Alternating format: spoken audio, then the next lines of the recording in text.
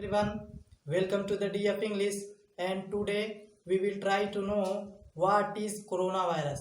इस क्लास में हम लोग कोरोना वायरस को जानने की कोशिश करेंगे। जैसा कि आज दुनिया में एक महामारी फैला हुआ है जिसका नाम कोरोना वायरस है। तो कोरोना वायरस क्या है और ये कोरोना वायरस क्यों फैला, इन सब को हम इस क्लास में जानने की कोशिश करेंगे। कई लोगों को गलतफहमी है कि ये जो कोरोना वायरस है ये एक नई बीमारी है, लेकिन उनको पता नहीं है कि कोरोना वायरस बहुत पहले भी आया था। तो इसके बारे में इस क्लास में हम चर्चा करेंगे। साथ ही साथ हम ये भी देखेंगे कि इसका नाम कोरोना क्यों रखा गया। तो इस सब चीज़ों के बारे में और इसके उपचार क्या हैं, इन सब के बारे में हम इस क्लास में चर्चा करेंगे। तो आइए हम क्लास को शुरू करते हैं। जैसा कि आपको बता दें कि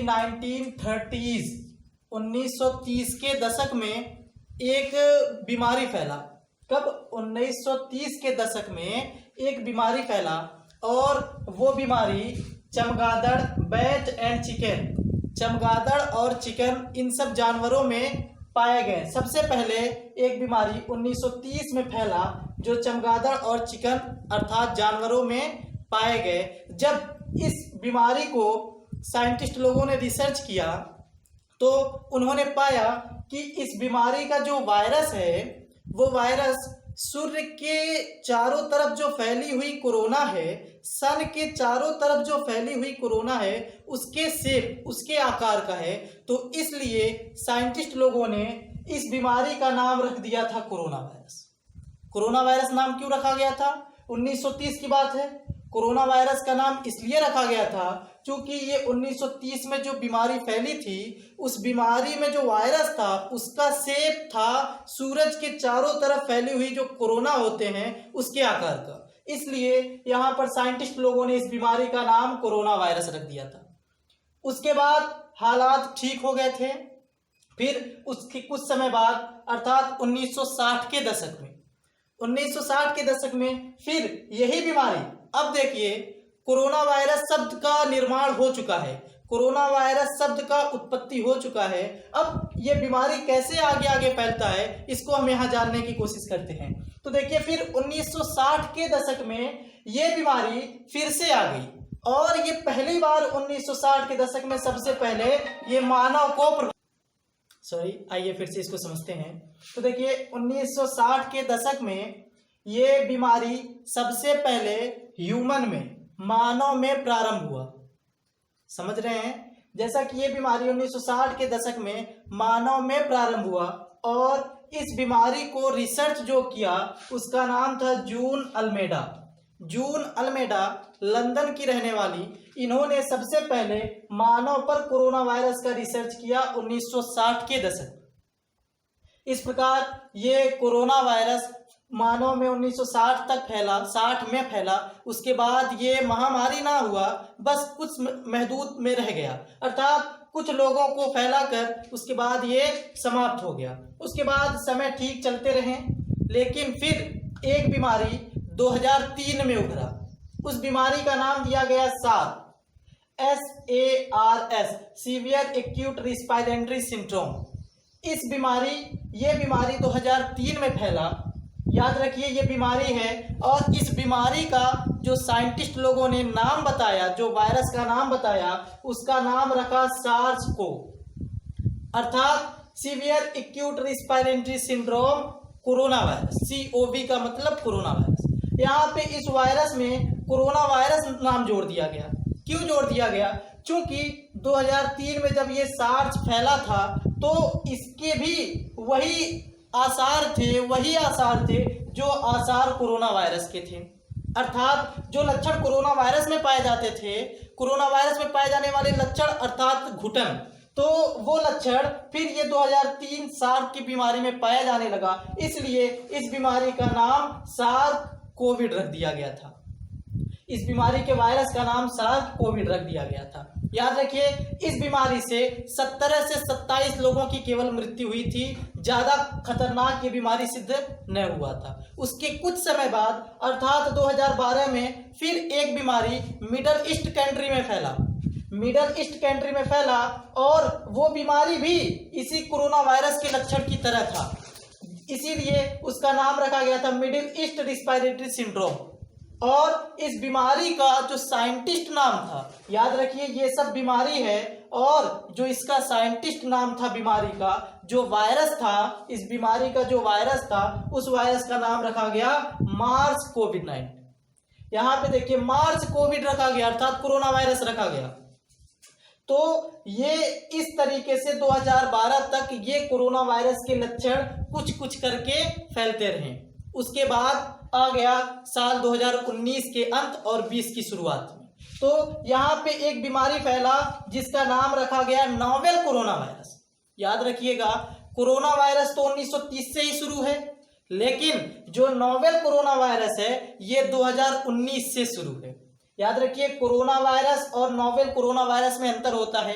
कोरोना वायरस 30 में था, लेकिन नोवेल कोरोना वायरस, यहाँ नोवेल का मतलब नया कोरोना वायरस जो आया है दिसंबर 2019 में। तो ये वायरस एक बीमारी है, जो नोवेल कोरोना वायरस है ये एक बीमारी है, और जो इसका वायरस है उस वायरस का नाम है SARS-CoV-2। यहाँ पे देखिए जो SARS severe acute respiratory syndrome corona virus 2 क्यों लिखा गया? क्योंकि फर्स्ट हमारा हो गया था, जो फर्स्ट बीमारी 2003 में आई थी, इसलिए यहाँ पे इस वायरस का नाम SARS कोरोना वायरस 2 रखा गया था, या रखा गया है अभी। याद रखिएगा ये सब डिसीज जो होते हैं, बीमारी का नाम WHO कराती है और ICTV हमारे वायरस के नाम रखती है। ये दोनों ऑर्गेनाइजेशन हैं और ये ICTV हमारे वायरस का नाम रखती है और WHO हमारे डिसीज का नाम रखती है, बीमारी का नाम रखती है। अब इस प्रकार से नोवेल कोरोना वायरस की शुरुआत हो गई।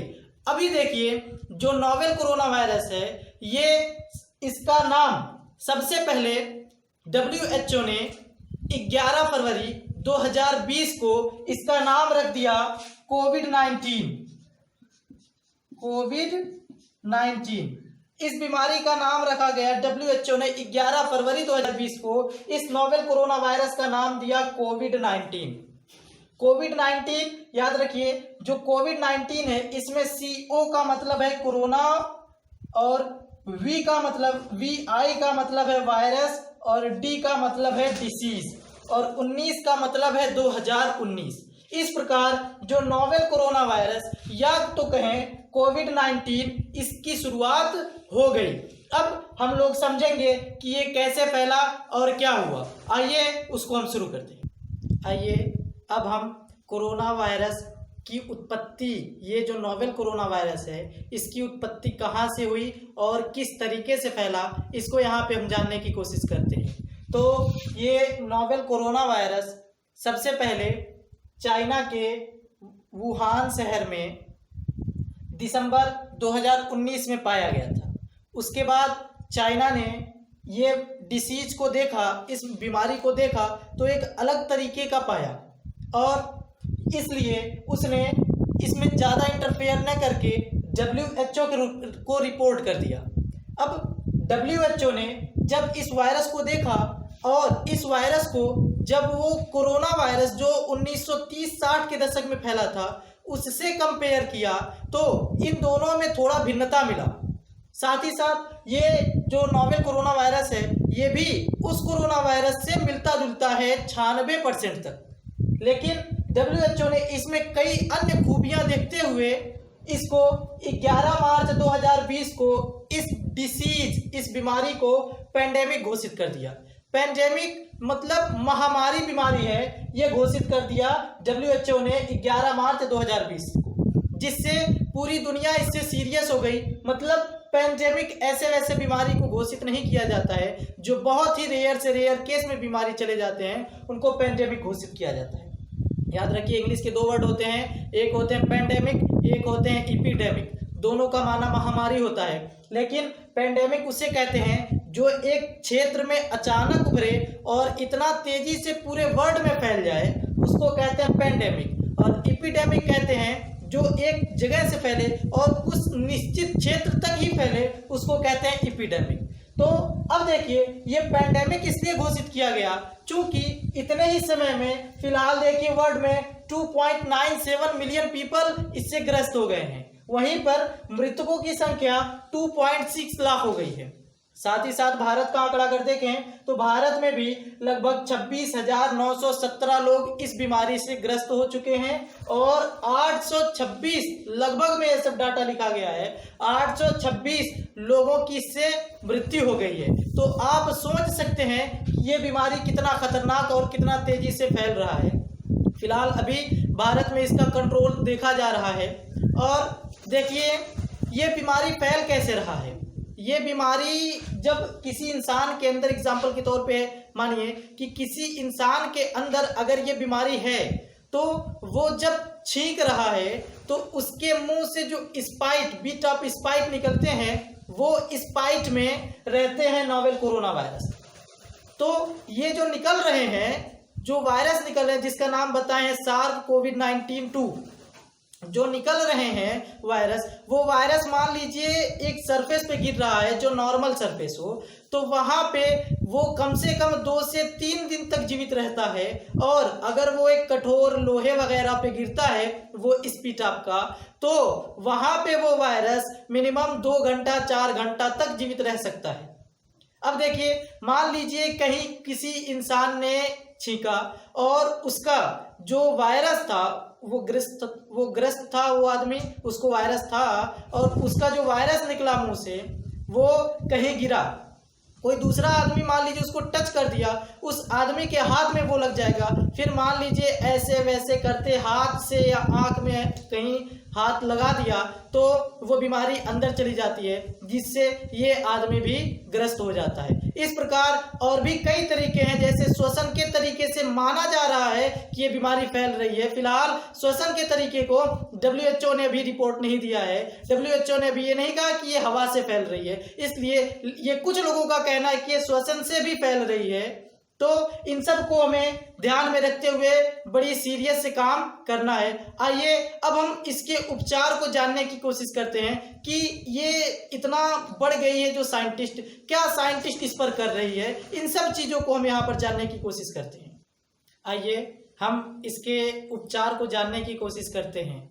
फिलहाल अभी तक गवर्नमेंट या साइंटिस्ट कोई ऐसा प्रमाणिक मेडिसिन या वैक्सीन नहीं बना पाए हैं जिससे पूरे वर्ल्ड में अनाउंसमेंट किया जा सके, लेकिन फिर भी इसके कुछ दवा माने जाते हैं। जैसे देखिए इस मेडिसिन को अर्थात इस वायरस को ख़त्म करने के लिए 2 तरीका हो सकता है। पहला या तो ड्रग मीन्स दवा, या तो दवा बना करके इसका सोल्यूशन निकाला जा सकता है। दूसरा या तो वैक्सीन, टीका लगा करके, टीका बना करके इसका सोल्यूशन निकाला जा सकता है। तो जो ड्रग है, जो दवा है, अभी दोनों में से कोई नहीं बन पाया है। फिलहाल अभी तक कोई नहीं बन पाया है, लेकिन फिर भी एक दवा में हम देखें तो हाइड्रोक्सीक्लोरोक्विन ये एक मेडिसिन का नाम है। ये मेडिसिन हमारा मलेरिया को, जो इंसान मलेरिया से ग्रस्त होता है उसको ये दवा दिया जाता है और ये दवा कुछ हद तक ये कोविड-19 के डिसीज को समाप्त करने में लाभदायक माना जाता था। जैसे कि इसको अमेरिका ने भी मांग किया था भारत से और भारत सरकार ने उसको दिया, तो वहाँ पर जाने के बाद ये जो मेडिसिन था ये लाभकारी सिद्ध न हुआ, इसलिए इसे भी फ्लॉप माना गया। तो अभी तक तो कोई ड्रग बन नहीं पाया है। आइए हम वैक्सीन को जानने की कोशिश करते हैं। वैक्सीन अर्थात टीका, टीका की जहाँ तक बात है तो टीका अगर हम देखें तो इतना आसान भी नहीं है और इतना कठिन भी नहीं है। आज का जो हमारा साइंटिस्ट, तरक्की याफ्ता साइंटिस्ट है, इसके आगे वैक्सीन बनाना जटिल समस्या भी नहीं है और आसान समस्या भी नहीं है। तो ये जो वैक्सीन है हमारा, अगर एग्जाम्पल के तौर पे समझिए, अगर फिलहाल इसी समय, इसी 2-4 दिन के अंदर वैक्सीन बन जाए, एग्जाम्पल के तौर पे समझिए, अगर 2-4 दिन फिलहाल इधर जल्दी इसी महीना में अगर वैक्सीन बन जा रही है तो भी इसे पूरा वैक्सीन हर इंसान के अंदर लगाते लगाते कईयों समय लग जाएंगे, साल से 1.5 साल लग जाएंगे। कैसे लग जाएंगे? तो देखिए, मान लीजिए कोई भी वैक्सीन या कोई भी ड्रग, कोई भी दवा ऐसे नहीं अनाउंसमेंट कर दिया जाता है कि ये इसका प्रमाणित सही है। उसके लिए सबसे पहले, जैसे मानिए कोई एक वैक्सीन बना, तो उस वैक्सीन को सबसे पहले किसी इंसान पर रिसर्च किया जाता है। अभी ऐसा वैक्सीन नहीं बना है जो किसी जानवर पर सिद्ध किया जा सके, तो इंसान की बात तो दूर है। तो मान लीजिए कि इंसान पर वो वैक्सीन का उपयोग किया गया और वो इंसान सही हो गया, फिर एक इंसान से 2 इंसान पर सिद्ध किया जाता है, अगर वो भी सही हुआ, फिर 2 से 10, फिर 1000, फिर 5000, फिर पूरे समाज को, सिटी को, पूरा डिस्ट्रिक्ट को, पूरा स्टेट को, इन सब को करते करते जब सब जगह से ये सही होता है, तो इसको पूरा वैक्सीन को, जो वैक्सीन बना रहेगा उसको पूरा अनाउंसमेंट कर दिया जाता है कि हाँ, ये वैक्सीन या ये दवा इसके लिए उचित है, लाभदायक है। तो यहाँ तक पूरा फैलते फैलते अभी बहुत ज़्यादा समय लगने की उम्मीद है। और आगे देखते हैं इसकी टेस्टिंग कैसे होती है। मानिए किसी इंसान को अगर ये हुआ है या नहीं हुआ है, फिर भी वो अगर टेस्ट कराने जा रहा है कि उसको हुआ है कि नहीं हुआ है, तो टेस्टिंग 2 तरीके से हो रही है। पहला तरीका है मॉलिक्यूलर टेस्टिंग, दूसरा तरीका है सेरोनोलॉजिकल टेस्टिंग। अब ये सेरोनोलॉजिकल टेस्टिंग को हम पहले जानने की कोशिश करते हैं। तो सेरोनोलॉजिकल टेस्टिंग, इसमें आपका सबसे पहले ब्लड लिया जाएगा, लेकिन याद रखिए ये टेस्टिंग केवल यही बता पाती है कि इसके पहले आपको ये वायरस हुआ है कि नहीं हुआ है। ये वायरस ये सिद्ध नहीं कर पाती कि फिलहाल अभी आप ग्रस्त हैं इससे कि नहीं ग्रस्त हैं। लेकिन ये वायरस, इसका ये सेरोनोलॉजिकल टेस्ट इसलिए किया जाता है क्योंकि ये टेस्ट 5 से 10 मिनट में हो जाता है। अगर आपको सेरोनोलॉजिकल टेस्ट में पाया जाता है कि आपको पहले कभी हुआ है कोरोना वायरस, तो आपका सीधा मॉलिक्यूलर टेस्टिंग कराना अनिवार्य हो जाएगा।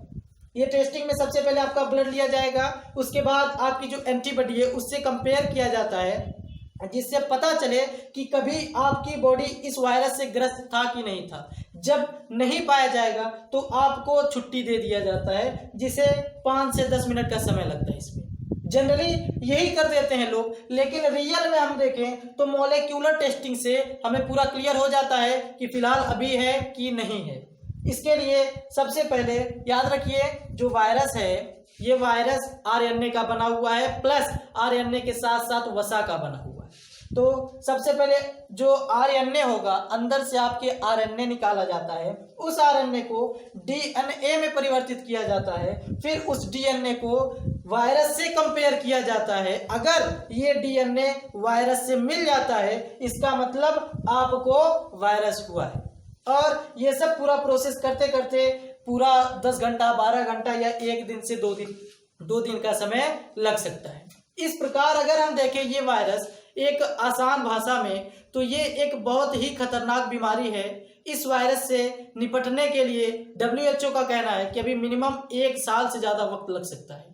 तो ये वायरस इतना खतरनाक है, इसलिए हम सबको केवल काम और काम करना है, तो वो है सरकार की गाइडलाइंस। सरकार जो रूल बना रही है उसको हम मुकम्मल तरीके से फॉलो करें, यही हमारे लिए बेहतर होगा। प्लस सोशल डिस्टेंसिंग वगैरह जो सरकार ने स्कीम बताया है, इन सब का हम बेहतर तरीके से फॉलो करें।